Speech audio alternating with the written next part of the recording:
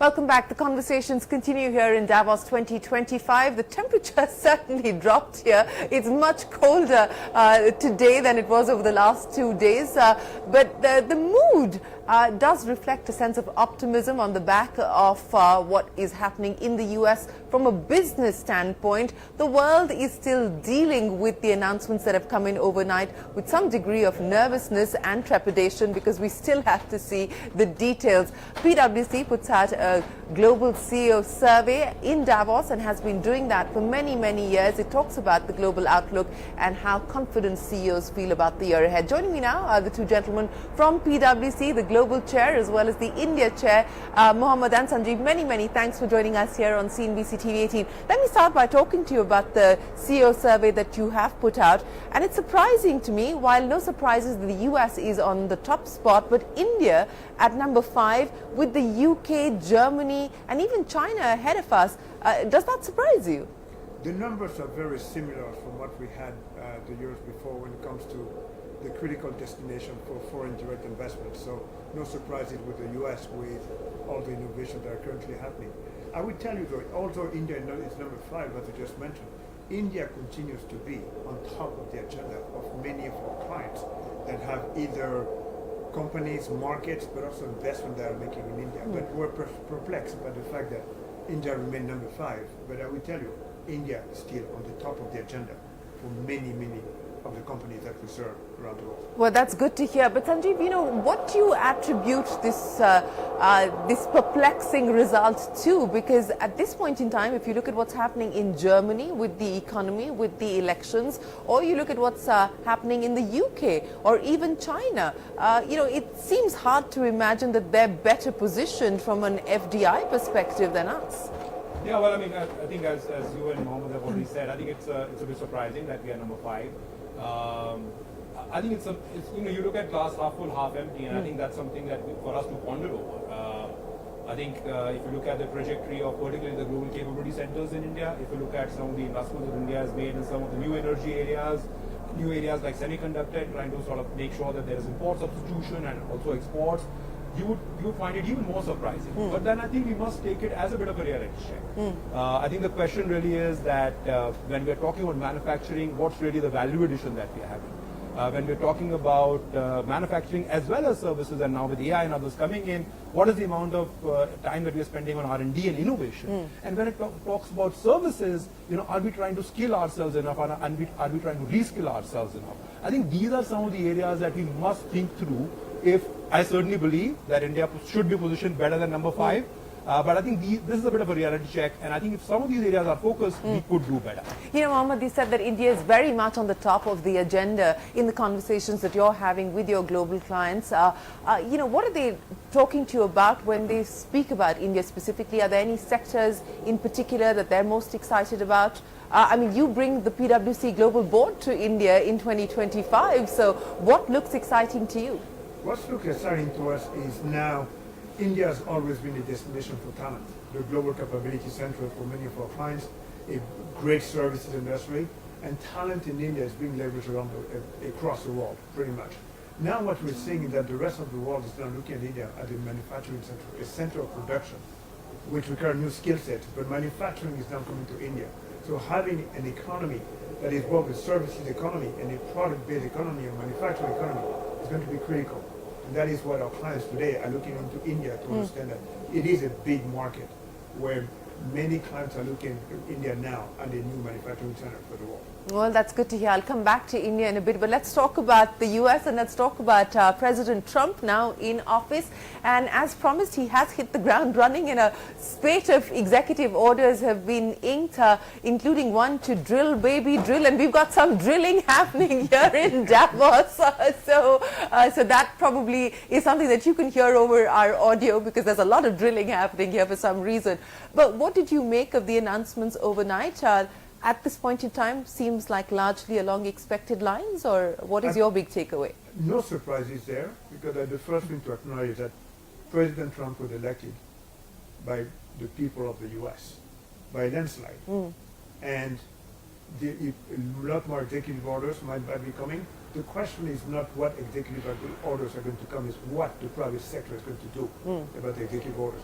And what we are seeing the private sector reacting and continuing to double down on the strategies when it comes to investments in the U.S. economy. And we're also looking at many investments coming from outside of the U.S., which means that basically, and this is one of the outcomes of our global CEO survey, there is a sense of optimism around global economic growth. And what does it mean? It's a leading indicator for companies deciding to continue to invest, to continue to grow the headcount. And what we're seeing that in the U.S. economy today, that is a commitment that we're hearing from many of the CEOs. Continue to execute the strategy, continue to grow their businesses. So optimism, which could lead to further investments, that's what the CEO survey is reflecting as far as the U.S. is concerned. But specifically of the impact of the Trump policies on global trade, America first, and what that means in terms of measures that could perhaps lead to a much more protectionist approach by the U.S. administration, and how that could impact global trade and investment. What we are seeing today, the companies that want to execute the strategy that they have today will continue to double down on the strategy that they have to execute. So what they need to do will continue to be the same. How they do it and how they adapt will be based on the new policies that are going to be implemented. But what we are hearing today is that companies are not going to change the strategies. They are going to change how they execute the strategy. That's what the difference is there. So, Sanjeev, what is it going to mean from an India standpoint? Of course, the expectation is that the Trump regime will want a tariff reduction, and that also from an India standpoint, as I just heard from Geeta Gopinath in a conversation, that if we want to plug ourselves deeper into the global supply chains, we will perhaps need to move further to bring down tariffs as opposed to raising them. Well, I think three things. One, India's share of the global value chains is, let's just say, not very significant at this point in time. I think India has a big opportunity because with many of these things that are happening and may happen tomorrow, India would, whether it is a near-shoring option or a friend-shoring option, India has an opportunity. And I think it's really for us, as Mohammed also said, as to how do we execute on it. I think, again, if I just go back to the survey, I think one of the survey findings really is that a lot of management teams would have to move with agility and would have to look at the process rather than the outcomes. And again, to me, some of these, the good thing is that it is an equal opportunity play for all of us. I think India has a big opportunity at this point in time to actually have an enhanced role in the value chains. And again, I think one of the bigger things really is, to scale ourselves. We know what the problems are. I mean, whether it is on the logistics side, where we still need to be a lot more competitive, whether it is about scaling ourselves, whether it is about creating more and more dependence on India, not just from services, but from a manufacturing standpoint and becoming a manufacturer of the world.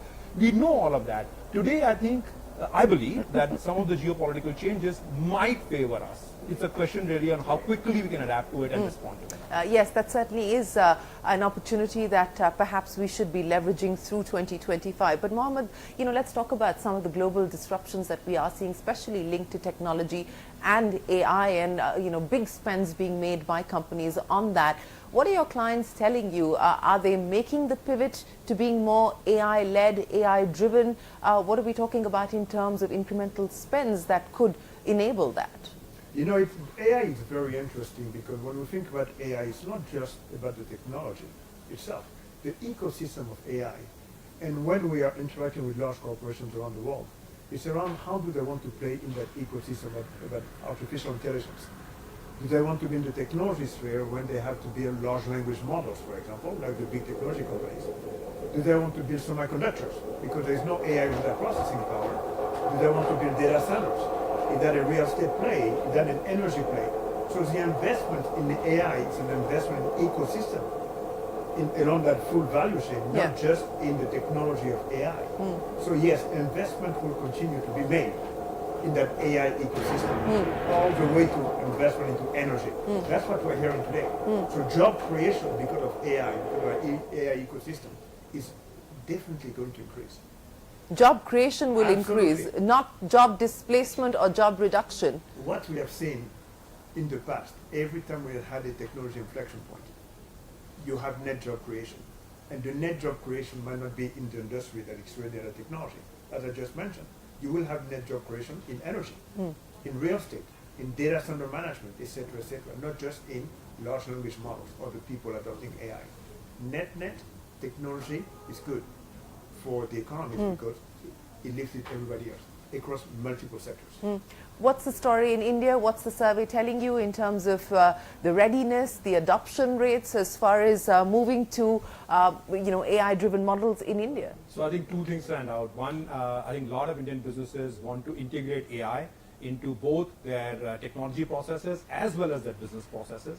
I think one of the other things which is coming quite evidently is that Indian CEOs possibly have seen less impact on positive impact, that is on profitability and margins and even sales than US and China. Now again, there is something for us to learn as to what is it that they are doing better.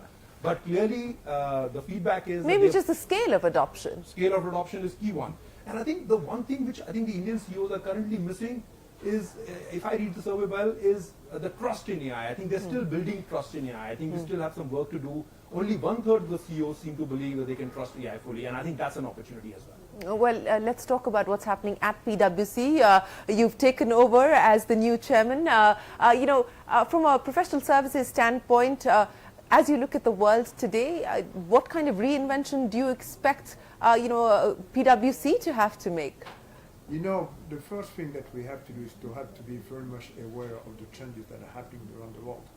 And the problem that we're now called to solve for our clients are becoming more complex than they were in the past, which start with a keen understanding of how different sectors and industries are now connecting or converging. This will give us the ability for us to become the best advisor for our clients, how to navigate all these technology trends.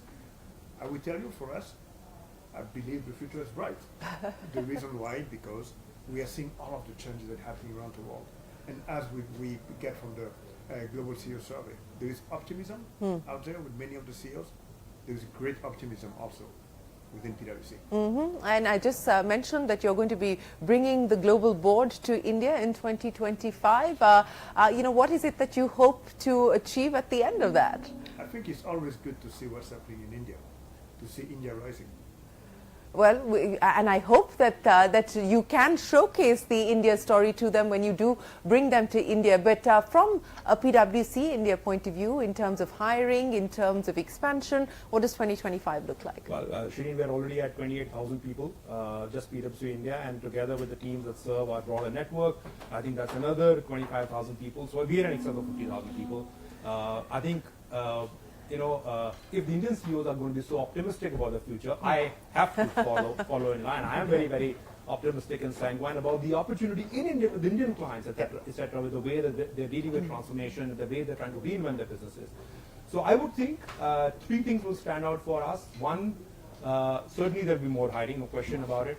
But I think there is also going to be a huge amount of effort on our part to reskill and upskill our people on some of these areas because we want to be relevant to them. I think the second one, which is going to be very critical for us, is that how do we make sure that we are trying to create transformative outcomes for our clients, because I think our clients are looking to do things differently. Yeah. They're trying to get into new businesses. They're trying to go into new customer categories. How they sell, they're looking to do things differently. But we want to be pivotal to that.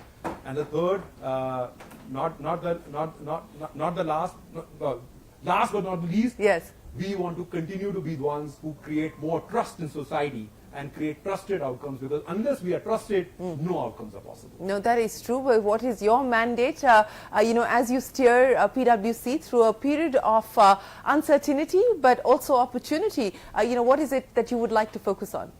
We'll stick to our purpose at PwC, delivering sustained outcomes and building trust, because they're all the best leading indicators for the satisfaction of the company that we serve globally.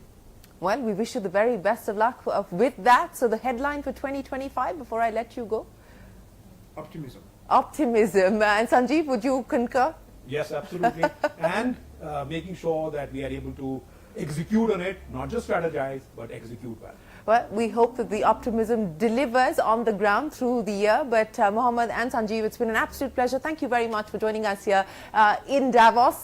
That's the top team at PwC globally and in India, taking us through what the outlook is. They will be hiring more, not just globally, but specifically in India. And the PwC Global Board will be in India in 2025. From all of us here for now, we will take a break. There's a lot more coming up. Don't go anywhere. We're back in a moment.